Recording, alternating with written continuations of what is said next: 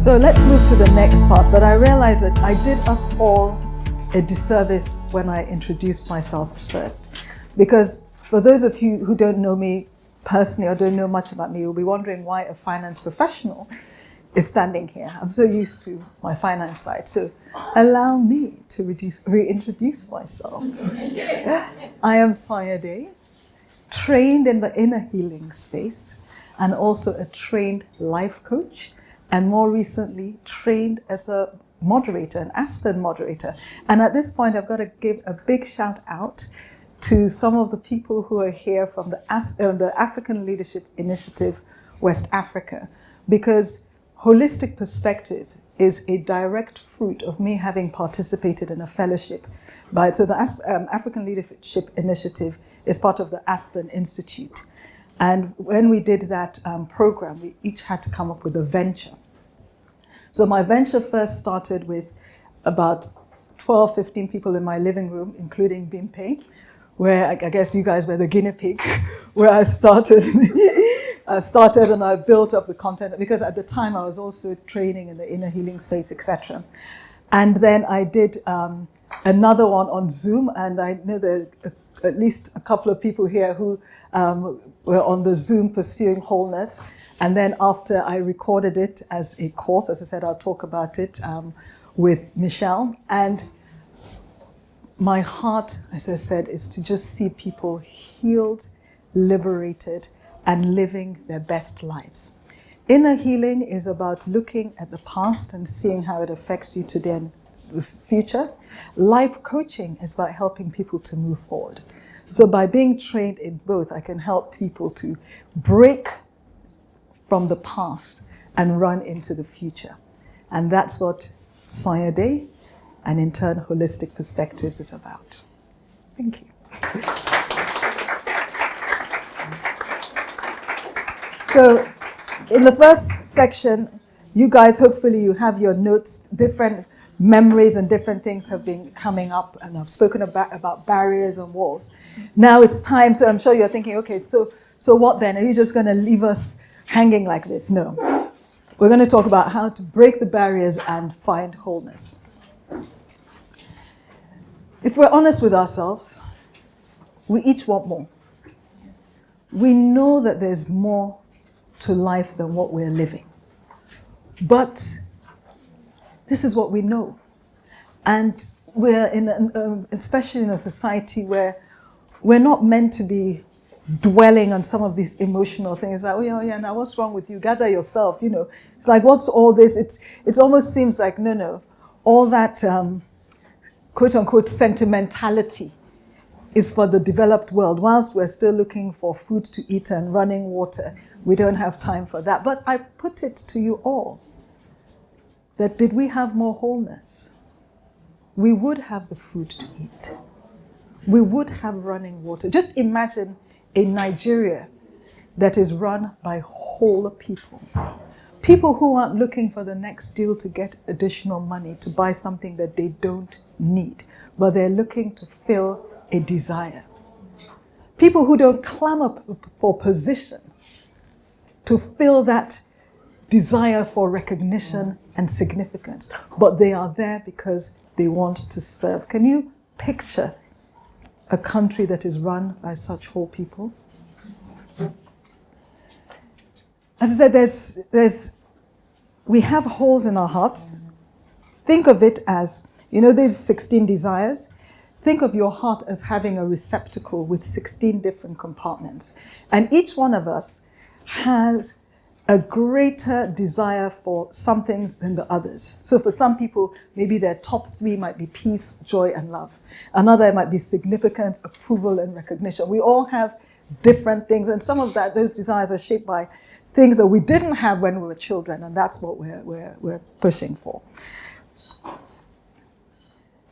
Now, the question as to whether we move forward is our individual choice. Nobody else can make that decision for us. We have to choose whether or not we're going to pursue wholeness. Because the truth is, it's not just going to happen. People say time heals, and I think, what a lie. Time does not heal automatically. Time only heals when we take time to process the pain. And I'll give you an example. I lost a dear, dear Egbon in 2012, but I was pregnant. And so everybody said to me, Sayade, remember there's this baby in your stomach. You better hold yourself. And so I did. Fast forward to 2021 or 2, or whatever. I was doing some, so as you see me now, I still pursue my wholeness. I'm not staying stagnant. Until I die and go to heaven, we'll be pursuing wholeness. So I went to, and the funny thing is, I went to this inner healing session after I myself had just ministered individual inner healing through Bethel Sozo, that I'll always give a shout out to, because that's who I got my training. And then I'd done a pursuing wholeness session, so maybe I'd done one on the Monday, the other on the Tuesday, and on the Wednesday I went and subjected myself for inner healing. And they said to me, write a list of people. I'd missed the night before because I'd had something else. So when I came in the morning, they gave me a blank sheet of paper and say, write a list of the people you need to forgive. And I thought, I'm forgiven now. Did I not teach about forgiveness yesterday? I know about forgiveness. I don't have anybody to forgive, but I thought, Sayade, humble yourself.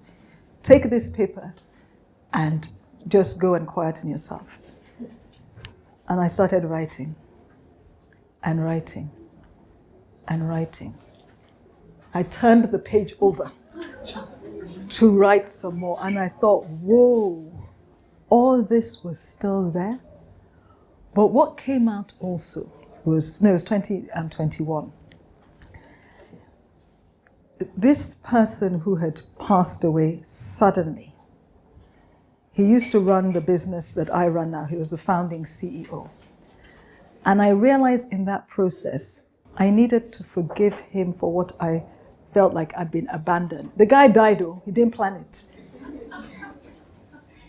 But inside, because I'd been left in a certain situation, I needed to forgive. But when, in that process, that was what just opened the door. I started sobbing about this guy's passing. 9.5 years later, I sobbed about his passing. You would think that I had just been told that he died. And I realized I'd been carrying that grief because of the pregnancy, and I'd been told to hold myself. I hadn't processed that grief. And the funny thing is, 2019, when my dad passed away suddenly, there were days when I was crying, that my heart felt like I was also crying for this, my Egbon.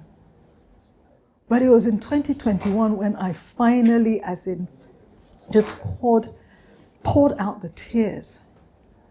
And when I left that place, I literally felt lighter. I sat in the train going back. It's like I was floating. So, like wholeness, such a wonderful thing, such a wonderful place. And I didn't realize I was carrying that weight. So I say, we have to choose it. It doesn't just happen. The pain remains until we choose to address it. And a lot of times people are like, I need to find myself, etc., etc. Truth is, life isn't about finding ourselves. It's about finding who God created us to be.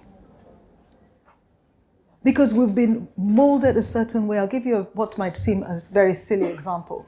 But I used to have straightened hair. The kind of hair that people say, is this a wig? Is this a weave? They wouldn't believe. But that was in London. I come to Lagos, humidity. And my hair would frizz like mad. When I say, I'd keep telling the people in the salon, because they'll do it, and as soon as I get home, my family will be like, what happened here? And I kept explaining, but there was a day I forgot something in the salon. So I went to the car. When I went back in, that's when they realized, whoa, there's a problem. But you know what I concluded? I concluded that my hair was clearly not meant to be straightened. It was meant to be curly. And I was trying to go against the natural grain of my hair. So I chose to free my hair. which is why I went natural. In our lives, there's so many areas where we're going against our natural grain. We're thinking, okay, this person is like that, that person is like this, but that's not how you were created. You were created to be you, to fulfill your own specific purpose. So that's what you need to align to. I can't choose to align to who you are because you were created differently. Now, the truth is, in choosing wholeness and pursuing it, there will be barriers. I'm not pretending that it just happens. And I'm just going to quickly go through some of these. You obviously, as I said, all the slides are in the booklet, so you can please, when you go home, take time to go over it.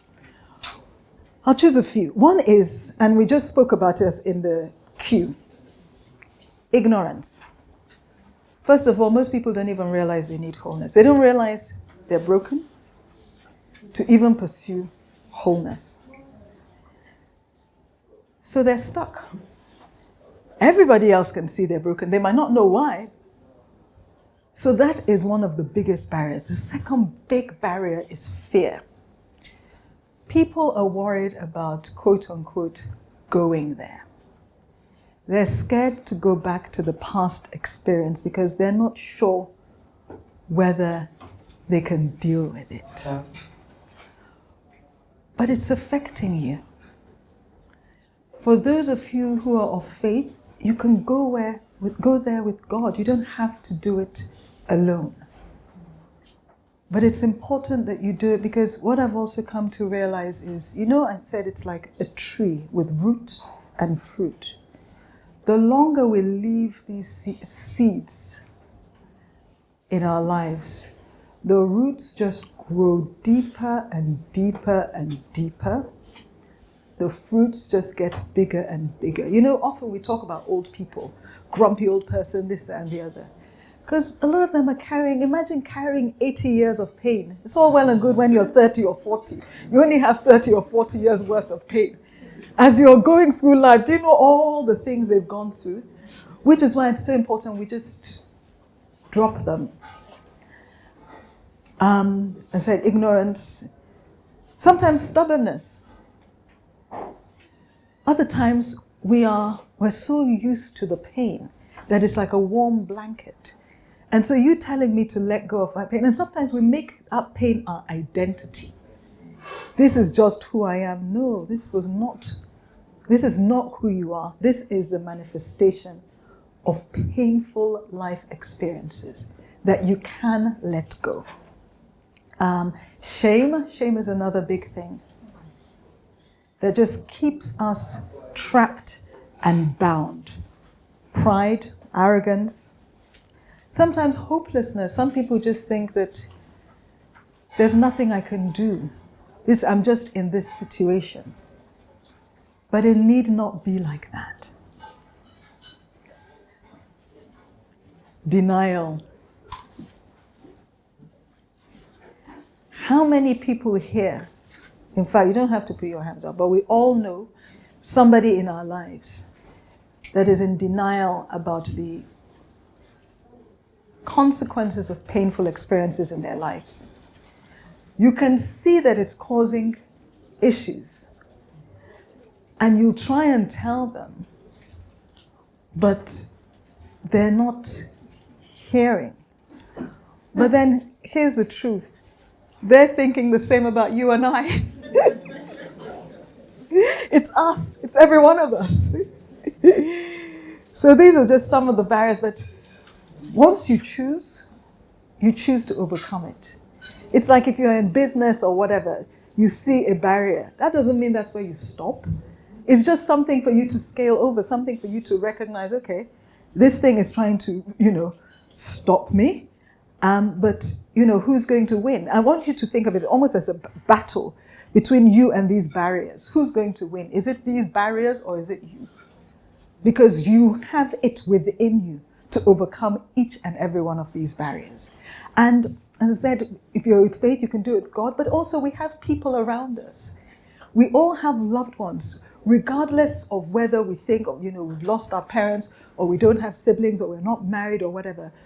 We all have people around us who love us. But the truth is, sometimes the pain stops us from seeing it.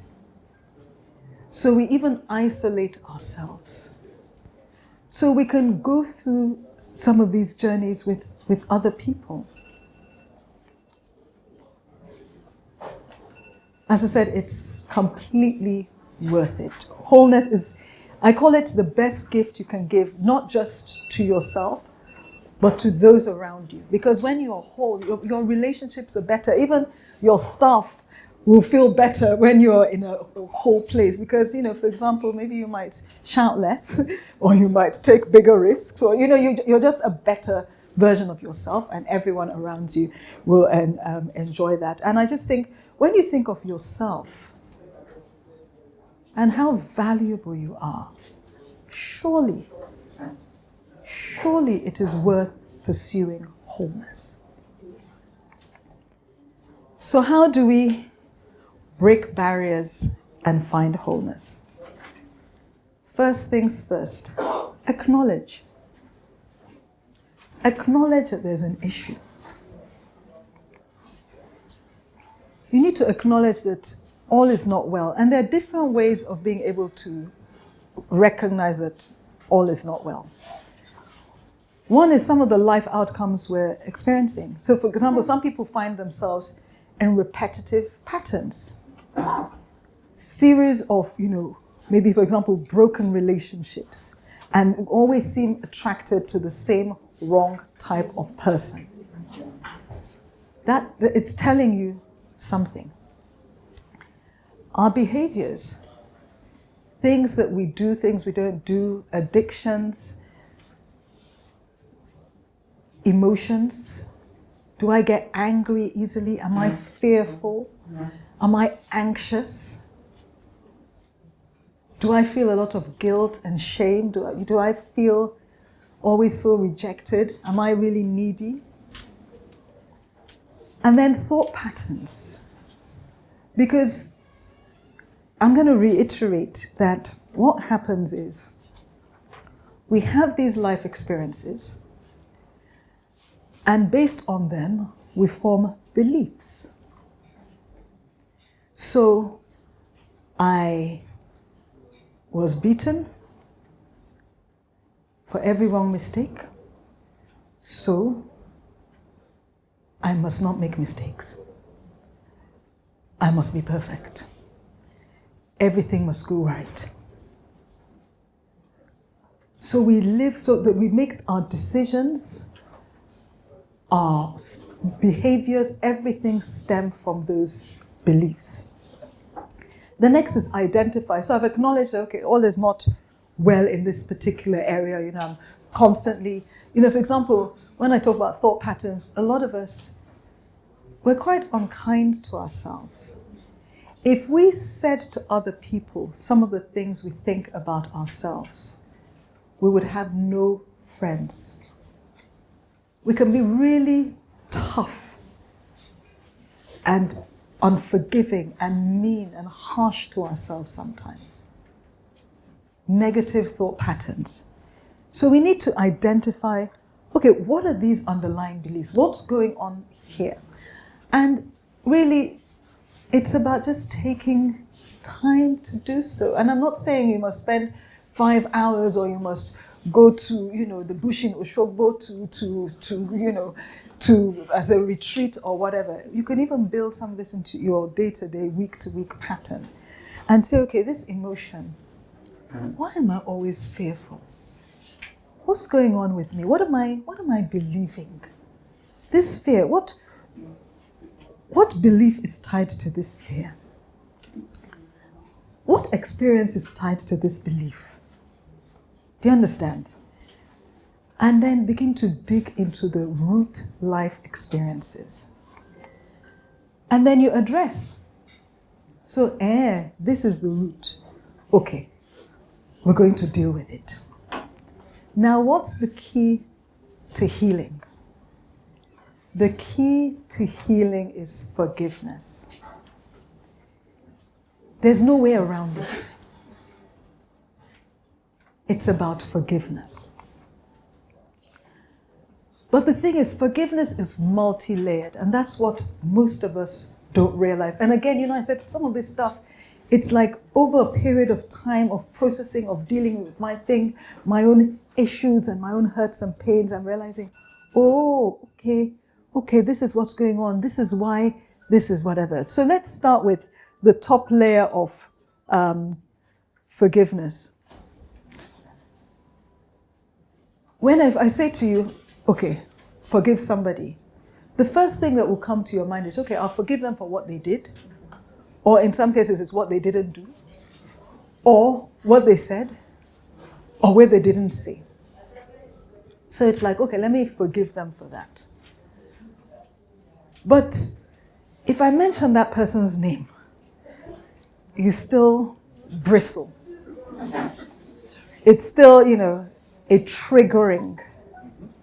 If the thought of a person or a situation still brings some pain or I'm just doing my shoulders because, it's still, let me put it in local parlance, it's still doing you somehow. It means there's still healing to happen there. So the next layer I say is, okay, that thing that the person did, how did it make you feel? In some cases, there are things like, the person maybe belittled you. And it made you feel small. It made you feel inadequate at the time. Or, as I said, like that critical parent. I just felt like I was never good enough and there was nothing I could ever do that was good enough. So that's how it made me feel then. But then it's like, what effect did it have on you? So all this I'm saying, we have to be forgiving. It's like layer just getting deeper. What effect did it have on you then? But take it a step further. What effect is it having on you now? Growing up in a family, limited resources, has 4 kids, girl, boy, girl, girl. Limited resources for school fees, for university fees. So first daughter finishes, done her SS3, does JAM, basically time for university. And the father says, no, your younger brother is coming. He's the one that we're going to send to university. So imagine how it made the girl feel. Made her feel worthless. Made her feel like she was not of value. And this is her father from whom she's meant to have a sense of identity. And so as a result, she didn't go to university. She stayed at home, ended up in a destructive relationship. So that was the effect it had. For example, during COVID, we all know that unfortunately the instance of domestic abuse and sexual abuse was higher because we were all at home. So she ended up in a wrong relationship because she didn't go to university and she had this child. So the effect it had on her then. But that effect continued in her life. Because of the circumstance and because she didn't go to university, so brother goes to university, then he's a high flyer, and she's just left middling. So in forgiving her dad, she has to forgive for 1, 2, 3, 4. But then in some cases it says, you also need to forgive the person for who they are. There are some people who, just who they are is hurtful. Their personality or their character. So, for example, one thing that is quite common that we don't acknowledge is microaggression, where this person can just be giving you, it's not big boss basso, just pinch here, niggle there, but all chipping away. And the way I look at it is, there's some people who come with a big cutlass and just say, wah. But there are others that come with a penknife, sidle up to you, and they'll just be cutting, be cutting, be cutting. And people wouldn't see it all, And when you're engaging with them, your responses might seem quite aggressive. Like I remember a friend, long time ago, I had a friend I'd been at university with, and her and her mum came to visit me. I just had one of my kids. And the mum said something which seemed perfectly innocent and innocuous. The way my friend responded, I remember at the time thinking, whoa, what just happened here? But later in life, as I grew in the inner healing space, I realized because there are huge wounds there, that she clearly and her mum, there are issues there. And so what might seem like a simple statement touched the raw place. So sometimes it's who the person is, their very being. But there's another one. So if you come in a few years and you see number 7, no vex. Me too, I'm learning, I'm growing in this stuff. So there was a particular situation, it was a work situation where I got really badly hurt. And, you just think, okay, I've got to forgive. So I forgive. And then I forgive. And then I forgave some more. But every time there's something to do with forgiveness, if I hear and everything, this person will still come to my mind. Now, step back. This person, they did the thing in 2008. And I'd been forgiving, and I said, if you're in the inner healing space, and I have one of my inner healing sisters here, Shola. We're both trained together, actually, in Sozo.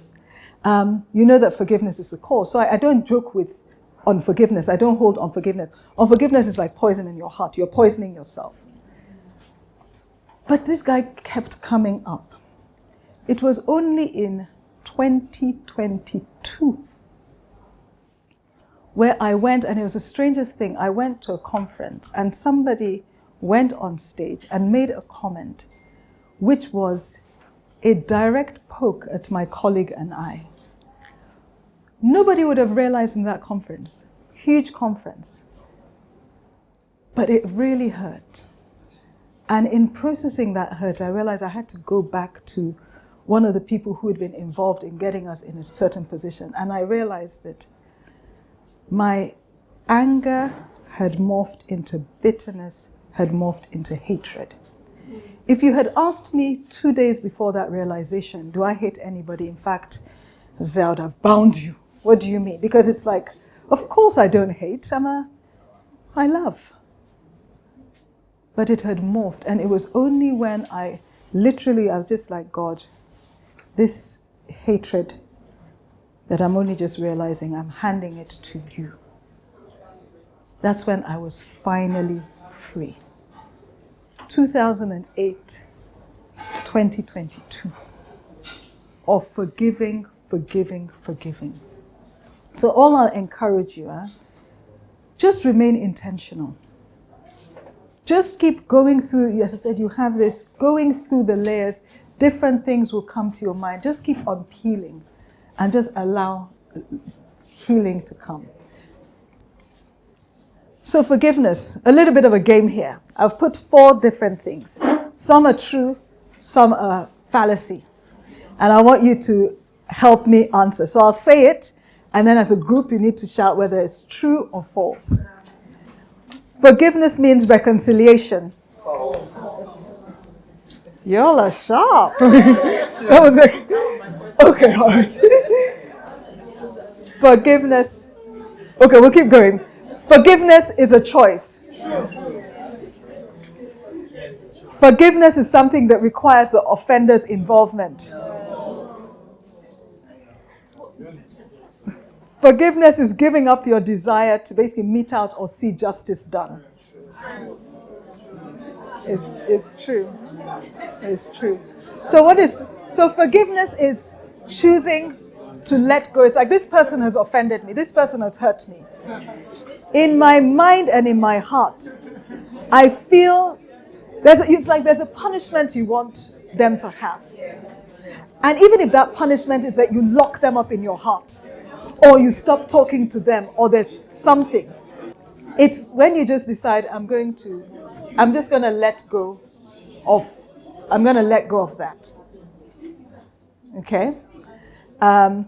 Is it reconciliation? No. Because there's some relationships, for example, where it's not safe for you to be reconciled. So you can let go and choose that this thing is not going to hold you prisoner, because to hold unforgiveness is to keep yourself imprisoned. So you choose to let go, but you don't need to be reconciled. And you don't need the other person's involvement. You don't need them to apologize. I know often we think, oh, they must apologize. No, they don't need to apologize. You can choose to let go. It's really a choice. Sometimes the person can be dead. They can't apologize. So you're going to hold on to the hurt because the person can't apologize. So I've said this, but I'm forgiven. So you say, forgive, you're here, I'm forgiven. If it still hurts, then it probably means there's more forgiveness to be done. As I said, our emotions tell us something. It's for us to listen to what the emotion is telling us.